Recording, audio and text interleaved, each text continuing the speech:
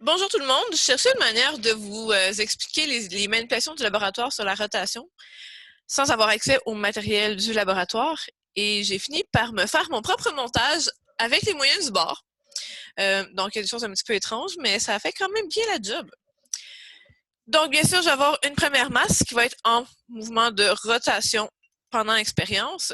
J'ai pris une pile, mais c'est juste pour la masse. Cette pile-là, c'est seulement un contrepoids. On l'utilisera pas du tout pendant l'expérience. Donc, ma masse est suspendue à un support et je peux changer le rayon auquel je la suspends. Donc, je pourrais aller plus loin. Je vais commencer pour le début de l'expérience au rayon le plus proche possible. Le but, ça va être de déterminer pendant l'expérience, c'est quoi la force qui permet de retenir la masse exactement au bon rayon que j'ai décidé ici pendant son mouvement circulaire. Pour avoir une force variable, parce qu'on va voir que la masse va pouvoir s'éloigner ou se rapprocher selon la vitesse à laquelle elle tourne. Au laboratoire, on aurait eu un ressort. Moi, ici, j'ai un petit élastique qui est là. Les deux blocs de styrofoam qui sont là avec le ruban des rouges, c'est pour marquer la position de l'élastique ou du ressort au laboratoire qui va bien correspondre au bon rayon que je veux pour ma masse. Donc, on voit que quand je déplace la masse, ça correspond à un étirement de l'élastique. Donc, pour commencer, j'ai déterminé le rayon auquel je veux faire tourner ma masse. Il faut que j'aille voir à quelle position de ressort ça va bien correspondre. Je pourrais le faire juste en tirant, mais il va aussi falloir que je puisse mesurer cette force-là créée par l'élastique. Pour faire ça, on va suspendre des masses de ce côté-ci de ma masse qui est la pile. Pour ça, on a un petit crochet, donc je me suis fait quelque chose de très broche à foin encore une fois. Au laboratoire, il y avait vraiment un crochet bleu fait pour ça qu'on aurait utilisé.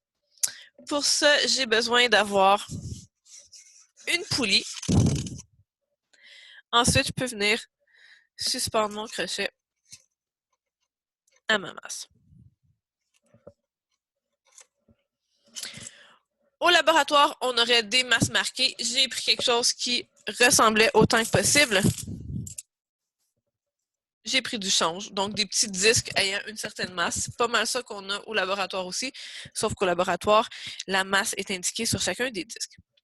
Pour que vous puissiez bien voir ce qui se passe avec la corde, je vais mettre un écran noir. Donc, dans l'écran noir, on voit bien la corde, mais on voit pas très bien l'élastique, fait que je vais changer selon ce que je veux que vous voyez.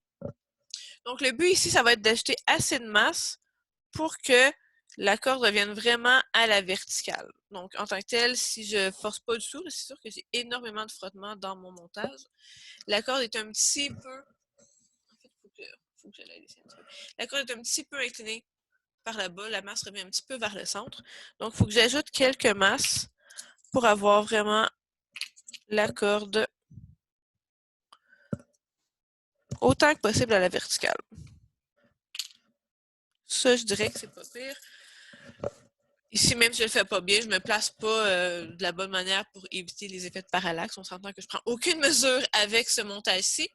C'est pour vous donner une idée des manipulations qui auraient eu lieu et à quoi correspondent les mesures finalement que vous aurez dans le fichier Excel que je vais vous rendre disponible. Donc, avec ma corde qui est rendue à la verticale, je vais aller placer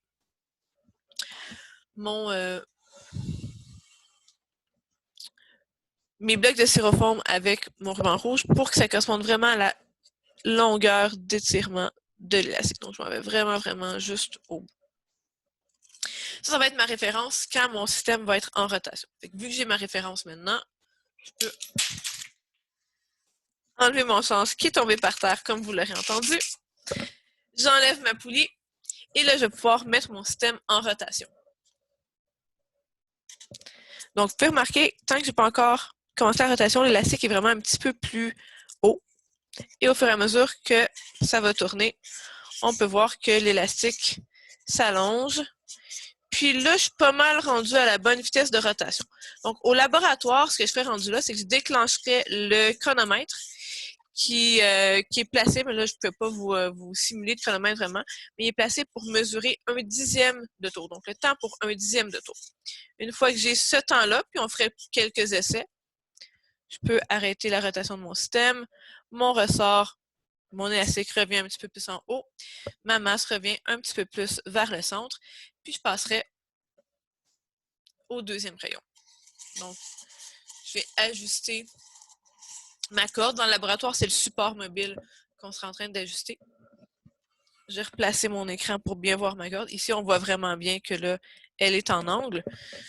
Je vais replacer ma super poulie faite maison.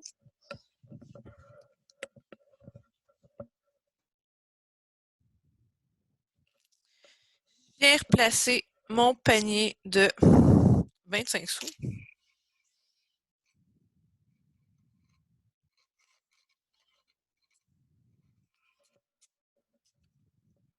Donc là, j'avais gardé les masses de tantôt, puis on peut voir que c'est plus suffisant pour amener la corde à la verticale. Donc, il faut que j'ajoute un peu d'autre masse.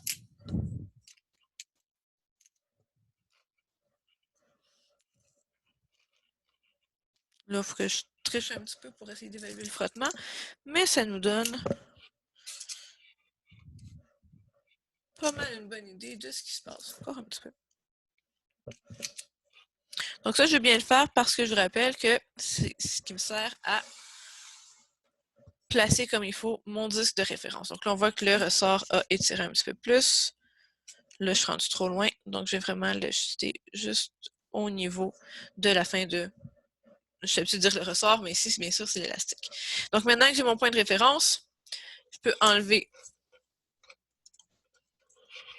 mes masses, sans les échapper cette fois-ci, ma poulie, puis je recommence avec la rotation.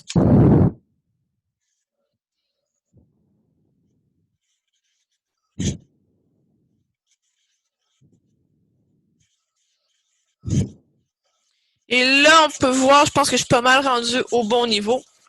Donc, je déclencherai mon chronomètre pour avoir mon dixième, le temps pour le 10e de tour. Et je le ferai à quelques reprises. Puis ensuite, je peux laisser arrêter mon système tranquillement. Donc là, je vous le fais juste pour les... Je l'ai fait pour les 2 premiers rayons. On continuerait plusieurs fois, mais vous pouvez voir que ça devient assez rapide quand même. Puis j'ai peur que tout mon super montage me revole dans la face. Donc, c'est l'explication pour le laboratoire sur la rotation.